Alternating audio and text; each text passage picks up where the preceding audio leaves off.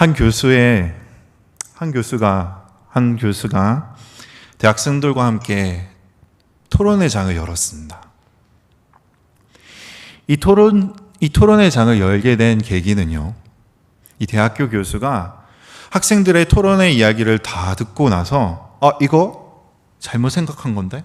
바꿔줘야 될 것 같은데? 이거 고쳐야 될 것 같은데? 라는 생각이 들어서입니다. 과연 어떤 생각이었을까요?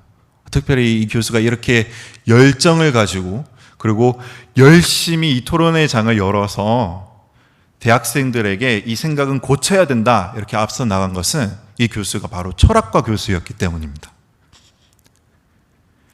이 교수의 그렇게 열정과 열심을 다해서 바꾸려고 했던 생각은 바로 대학생들 사이에서, 그때 당시에 대학생들 사이에서 이러한 생각을 하는 사람들이 있었기 때문입니다. 하나님을 믿지 못하는 사람은 선과 악을 구별하지 못한다. 여러분들은 어떻게 생각하십니까? 제가 이 말씀을 드리는 것은 제가 이 정답을 드리려고 말씀을 드린 것이 아닙니다. 오히려 이 질문, 이 한국어의 질문을 토대로서 우리 성도님들에게 여쭈고 싶은 마음이 있어서 그렇습니다. 우리 선과 악이라고 얘기를 할 때 많은 사람들이 이렇게 이야기를 하면 선행과 악행, good deeds and misdeeds 이렇게 생각하는 경우가 많습니다. 하지만 이 질문을 원래 영어로 표현하고자 하자면 여기서 나왔던 이 선행과 악행은 good deeds, misdeeds, 선행과 악행 이런 게 아니라 moral and immoral.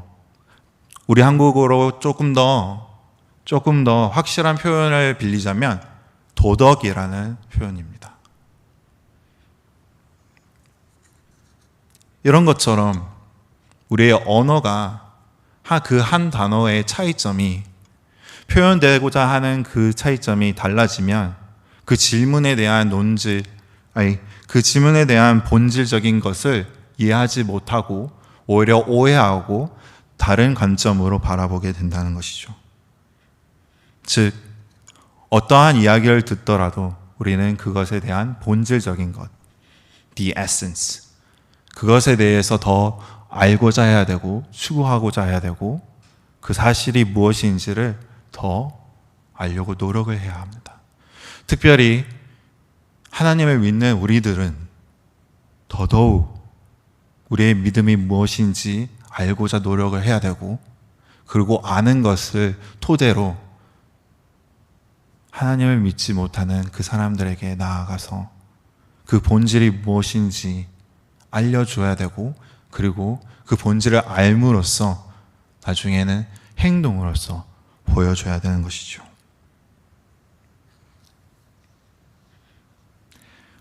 오늘 설교의 제목은 악의 본질인데요. 그 말씀을 조금 더 잘 보여주는 오늘 읽었던 말씀 중에서 특별히 13절을 다 같이 한 번 더 보시기 바랍니다. 예레미야 2장 13절 말씀입니다. 내 백성이 두 가지 악을 행하였나니 곧 그들이 생수의 근원되는 나를 버린 것과 스스로 웅덩이를 판 것인데 그것은 그물을 가두지 못할 터진 웅덩이니라.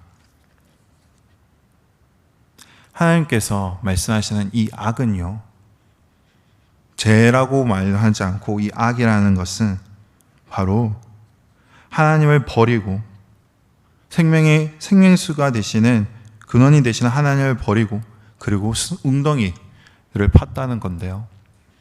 여기서 웅덩이라고 표현되고자 하는 이 히브리어 단어 바로 버럿은요, 이 단어의 뜻을 조금만 더 깊게 생각하면 웅덩이라고 표현하는 것은 제가 보기에는 부적절하다고 생각됩니다.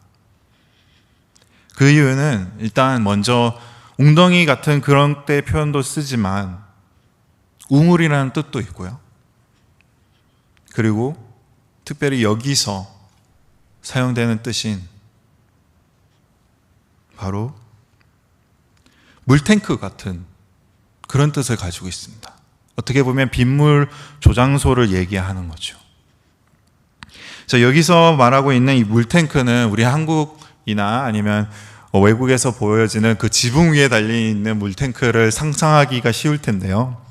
고대 사람들은 이때 당시에 그 재질이 이렇게 열기로서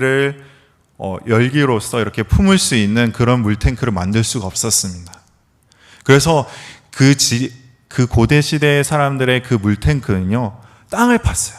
땅을 파고 그 아래에 그 물을 저장할 수 있는 공간 정소를 만들었습니다. 그것이 바로 물탱크인데요.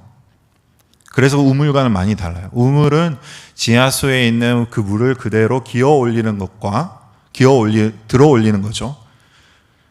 여기서 나오는 이 물탱크라는 것은 여기서 웅덩이라고 우리 한국어로 표현하고 있는 것은 바로 빗물을 받아서 저장하는 공간소입니다. 근데 그렇기 때문에 더더욱 우리 한국어로 표현되고 있는 이 웅덩이가 표현이 적절하지 못한 이유는요, 여기서 말하고 있는 이 물탱크는 그저 사람이 땅을 파서 만든 그런 저장소가 아니에요. 여기서 말하고 하는 cistern이라고 이 단어를 표현하고자 하면요,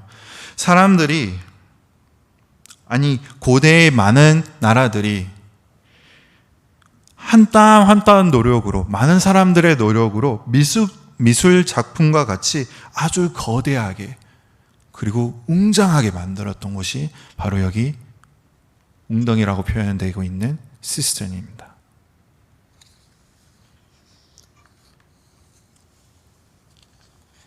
그런데 사람의 노력으로 엄청나게 만든 이 거대한 웅덩이, 이것을 우리가 예레미야 2장 13절을 보고 보았을 때 확실히 알게 되는 게 있습니다.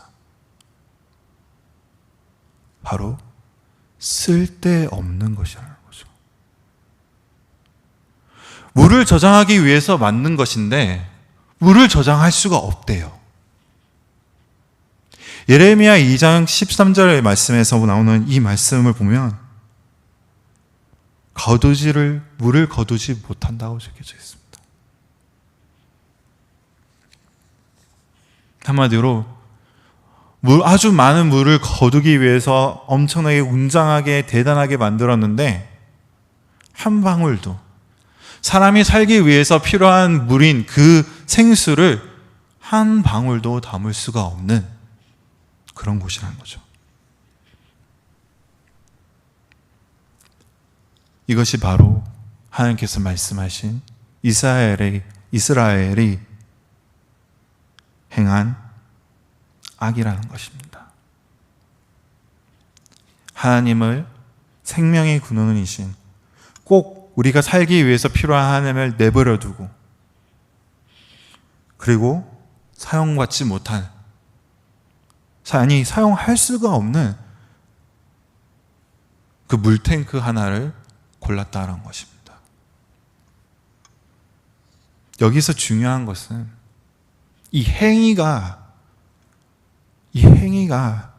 중요하다고 얘기하는 게 아니라 이 행위가 되기 전에 일어났다는 것이죠.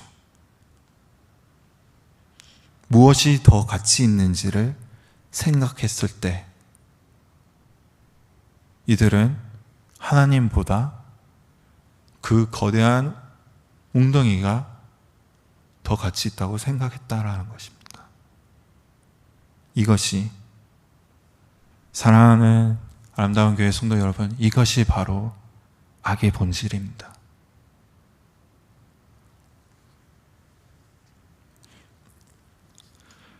조금은 돌아가서 이야기를 해드리겠습니다. 지금 제가 악의 본질이라고 이렇게 얘기를 했는데 많은 분들이 지금 가유등 이렇게 하실 수도 있을 것 같아요. 그 이유는요, 지금 이 세상에서 악을 악이라고 부를 때요, 행동을 바라보고 악이라고 부릅니다. 더 나아가서 많은 사람들이요, 내가 남에게 피해를 안 줬으면 그건 악이 아니라고 생각하게 됩니다. 아니, 만약에 직접적인 피해를 아무것도 없었으면 그건 악이 아니라고 봐요. 그냥 선한 것도 아니고 이건 악한 것도 아닌 거예요. 더 나아가서 우리는 요즘에 많은 드라마 그리고 영화에서도 보죠. 사이다다, 이런 표현 아시나요? 우리 젊은 분들은 벌써 웃고 계시죠?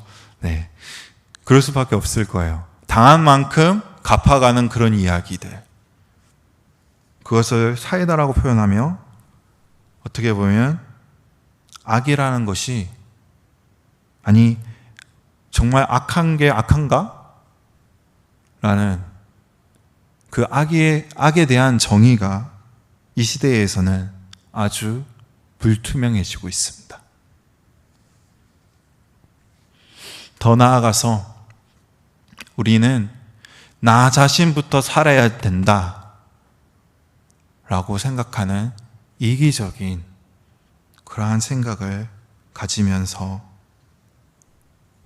변질되고 있습니다. 과연 이러한 생각은 도대체 어디로서부터 나오고 있는 겁니까?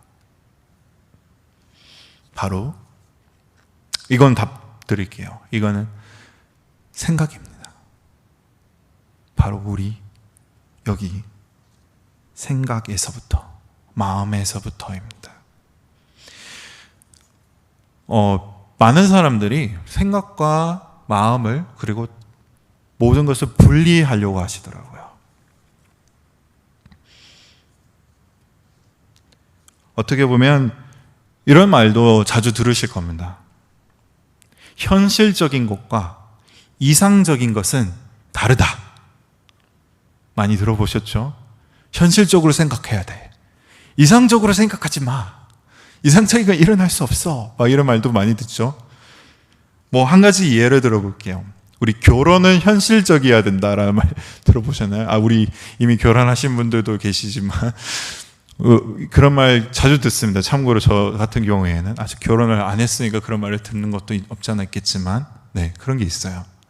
그런데 이것은 정말로 모순적입니다.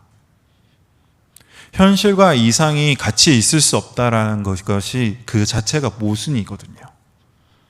먼저 이상이라는 것이 우리는 고대 시대부터 여러 가지로 표현되었다는 것을 기억해야 됩니다. 글과 그림, 시, 여러 가지의 도구로서 표현되었고, 그것이 현실에서도, 그리고 우리가 보고 볼 수 있는 곳에서도 표현되고 있는 것이 이상입니다. 자, 그렇다면 이제 결혼 이야기로 다시 돌아보겠습니다. 결혼이 현실적이라고 생각한다고 했을 때 많은 사람들이 이런 조건들을 많이 걸죠. 예를 들자면 이렇게 돈이 필요하고, 배경이 필요하고, 외모도 준수해야 되고, 능력돼야 되고, 여러 가지 등등등 이렇게 얘기하잖아요. 근데 진짜 결혼하면 어쩌죠? 현실적으로 결혼한다고 결혼했는데 이상이 안 깨집니까? 깨지죠. 당연히 깨집니다. 안 깨질 수도 있어요. 너무 부정적으로 말씀드렸네요. 안 깨지는 부분도 계실 겁니다. 근데 결국에는 현실적으로 결혼했다고 하더라도 이상은 있습니다. 이상과 현실은 절대로 분리되어 있지 않습니다. 그것처럼 마음과 생각 또한 분리되어 있지 않습니다.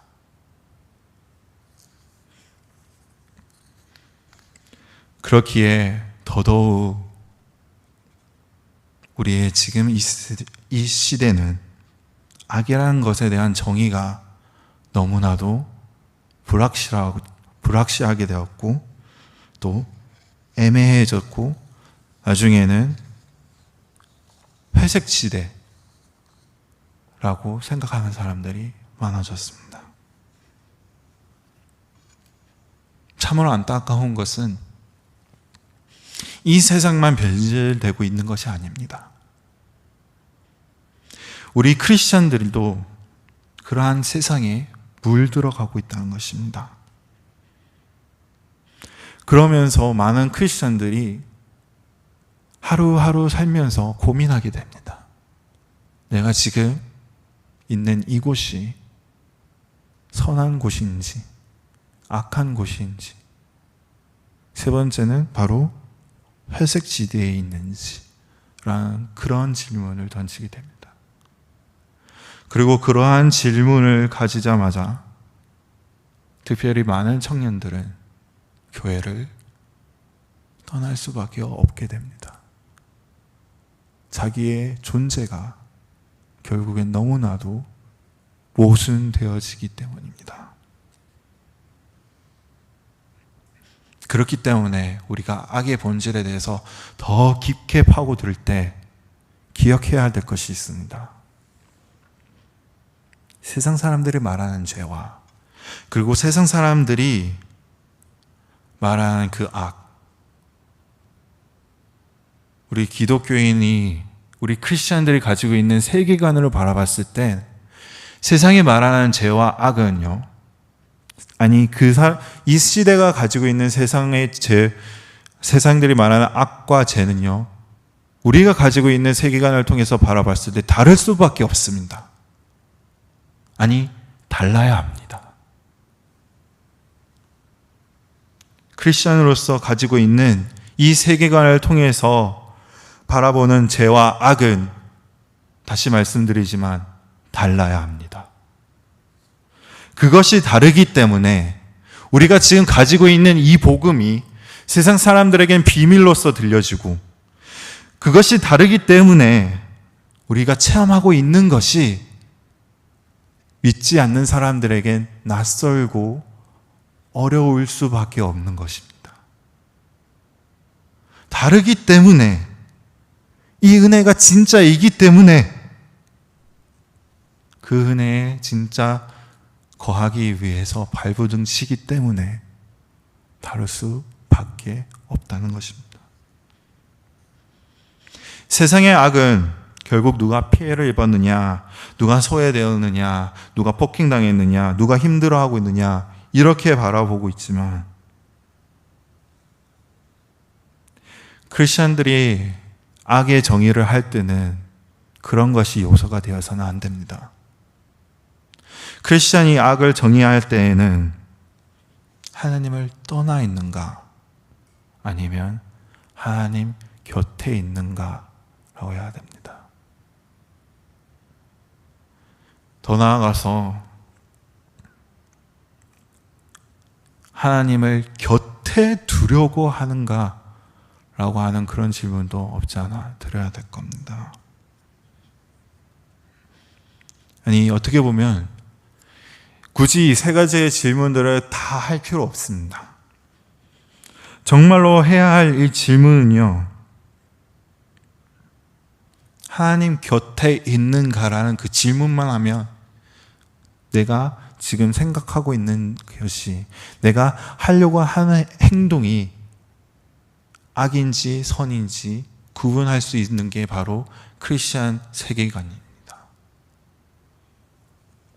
하나님 곁에 서서 내가 이런 생각을 했을 때 그것이 선인지, 하나님 곁에 서서 내가 이러한 행동을 했을 때 이것이 선인지 악인지, 누가 주체가 되는 겁니까? 나 자신입니까? 아니요. 하나님과 함께 라는 것이 주체가 되는 것이죠. 더 나아가서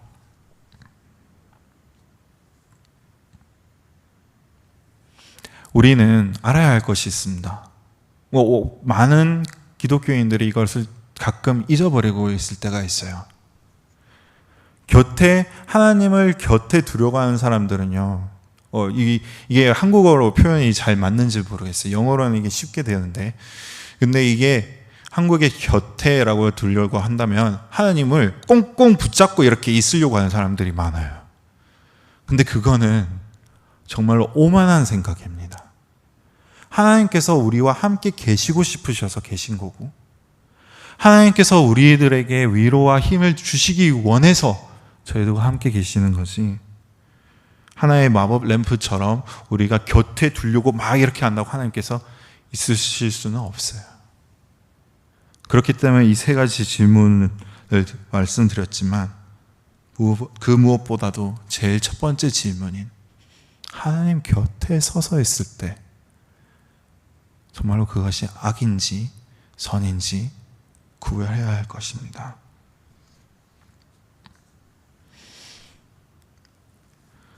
크리스천의 세계관에서는 하나님을 사랑한다는 우리들의 세계관에서는요, 악에 대한 정의는 그렇기 때문에 쉽습니다.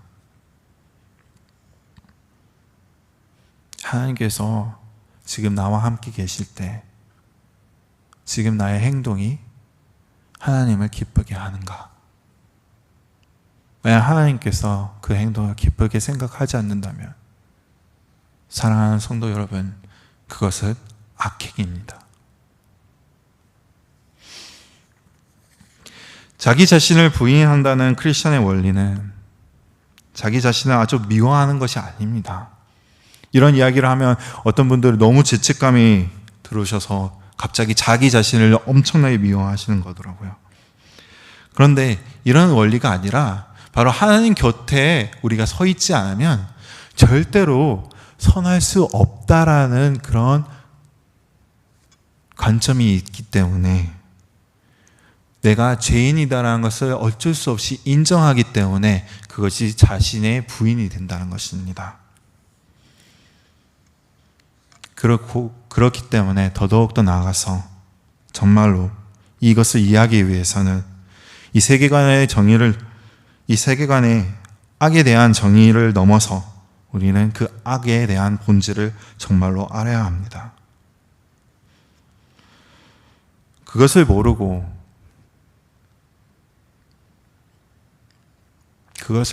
악에 대한 정의를 대해서 잘 모르고 그저 자기 자신의 부인에만 빠져버린다면 우리 기독교인들은, 우리 크리스천들은 아주 쉽게 사탄의 계략에 빠질 수밖에 없기 때문입니다. 여러분, 사탄이 하나님을 알고 있듯이요, 사탄 또한 우리를 알고 있습니다. 우리가 어떻게 하면 무너지는지, 그리고 어떻게 하면 우리가 하나님의 영광을 가로채는지, 그리고 어떻게 하면 우리가 하나님에게 등을 돌리며 떠나는지 잘 알고 있는 것이 바로 사탄입니다. 그렇지만 그런 데에서뿐만 알고 있을 뿐 사탄은 여러 면대에서 잘 알지 못하는 것이 있습니다. 바로 하나님이 얼마나 우리에 대해서 잘 알고 있는지도 모르고요. 그리고 사탄은 하나님이 왜 우리를 하나님의 형상으로 만들었는지도 잘 모릅니다. 사탄은 더더욱 더 나아가서 하나님께서 왜 굳이 사람을 사랑하셔서, 이 세상을 사랑하셔서 예수님이 십자가에 못 박혀서 우리들을 위해서 죽으셨는지도 잘 모릅니다. 하지만 이건 알고 있을 거예요. 이 전쟁은 사탄은 곧 패할 것이고, 그 결말에는 사탄은 자기가 자신이 있어야 할 곳이 없다는 것을 잘 알고 있을 것입니다. 그렇기 때문에 우리가 악의 본질을 알아야 되는 것은, 하나님이 알아야 되는 것은 이 사탄의 계략에 무너지지 않기 위함이고, 그리고 우리의 마음에 전쟁이 바로 우리 마음속에서부터, 우리 생각에서부터 시작된다는 것을 알기 위함입니다. 악의 본질은 생명수의 근원이 되시는 하나님보다 다른 것들로 채우려고 하는 그 생각에서부터 시작된다는 것입니다. 심리과학과를 제가 심리과학과를 나왔습니다. 그 공부를 통해서 저는 인간의 생각이 얼마나 큰 힘을 발휘하는지 알게 되었습니다. 그리고 그것을 사람들이 가끔 너무 과소평가하기도 하고, 그리고 너무 과대평가하기도 한다는 것 또한 배우게 되었습니다. 과대평가라고 한다면 생각에 대한 것을 너무 극대화시켜서 사회가 사람들을 소외시키기 시작한다는 것이죠. 어떠한 감정이든 너무나도 이쪽으로 치우친 거는 절대로 안 좋은 것이다 이러면서, 특별히 저는 유머 감각이 어떤 성경 테스트에서 저는 유머 감각을 빵점 맞은 사람입니다. 어떻게 보면 제일 재미없는 사람이 저라고 생각하시면 돼요. 그런데 그런 것 때문에 소외당하면 너무 아쉽겠죠? 그런 것처럼 어떻게 보면 여기저기서 사람의 생각이라는 것을 너무 극대화하거나 그것이 너무나도 극단적으로 치우치는 게 바로 과대평가라는 것입니다. 과소평가라는 자세는 바로 사람이 자기 자신으로 인해서 다른 사람들이 얼마나 괴롭게 되는지를 가끔 모른다는 것입니다. 난 별거 아닌데? 라면서 내가 이렇게 해도 저렇게 해도 이 사람은 괜찮을 텐데 뭐, 이런 식으로 말이죠. 자기 자신을 너무 과소평가하는 자세가 바로 이런 경우입니다. 질문 하나 드려보겠습니다. 선악과 이야기, 우리 모두 크리스천이라면 다 알고 있는 이야기죠. 자, 그러면 여기서 질문 나가겠습니다.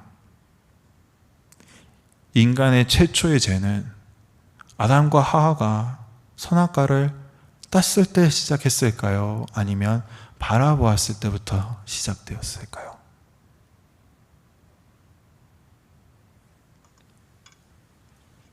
다시 말씀드립니다. 악의 본질은요, 바로 생각에서 비롯되었습니다.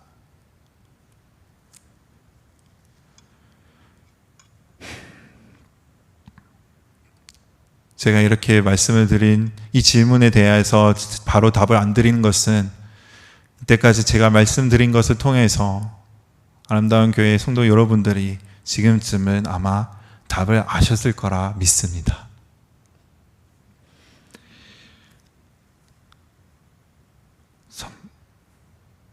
답 나가겠습니다. 선악과를 바라보면서 시작되었습니다. 악의 본질은 바로 그런 것입니다. 이제 끝을 맺겠습니다. 악의 본질은요, 하나님을 무엇으로부터 대체하고자 하는 그 생각에서부터 시작이 됩니다. 그러한 생각이 우리의 생명수이신 하나님을 떠나게 하고 멀어지게 하며 나중에는 하나님의 영광마저 가로채버리는 그러한 일들을, 나중에는 하나님의 이름을 우리의 이익으로 둔갑시키려는 그러한 일로 만들어버립니다. 그리고 그것이 나중에는 형상화가 되어서 우상이 되기도 하고, 그리고 또는 내 곁에 있는 사람들이 될 수도 있습니다. 그렇기에 우리는 생각을 바로 잡아야 됩니다. 하루마다 하나님을 찾아야 하며, 하루마다 자신의 악함을 인정하며, 하루마다 예수님의 사랑을 체험하며, 하루마다 성령님의 동행해 주심에 감사와, 그리고 그렇게 되기를 아주 힘든 시간에도, 그리고 기쁜 시간에도 쭉 생각하며 또 생각해야 합니다. 하나님 곁에 내가 서 있는가? 크리스찬의 전쟁이 영적인 전쟁이라고 우리는 너무 당연하게 말합니다. 허나 우리는 정말로 전쟁할 준비를 하고 있습니까? 사탄이 사용하는 악의 본질을 우리는 정말로 맞서기 위해서 준비하고 있습니까? 그렇기 때문에 우리는 지금이라도 준비해야 합니다. 기도로서 준비를 해야 됩니다. 말씀 봉독으로 준비를 해야 합니다. 악의 본질을 아는 것으로 바로 시작해야 합니다. 그리고 악의 본질을 이제는 알고 있는 이상, 사랑하는 아름다운 교회 성도 여러분, 생각하십시오. 지금 하고 있는 이 생각이 과연 살아있는 하나님 곁에 서서 할 수 있는 생각인지, 살아있는 하나님과 곁에 서서 할 수 있는 행실인지, 말투인지, 어투인지, 모든 것이든지 생각하십시오. 그리고 그것을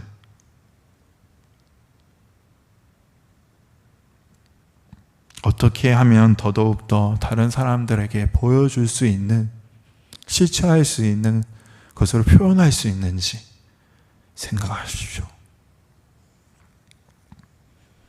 저와 여러분 모두가 하나님 곁에서 서서 생각하며, 그리고 이 세상을 살아가는 하나님 은혜 가운데에서 살아가는 모두가 되시길 바랍니다.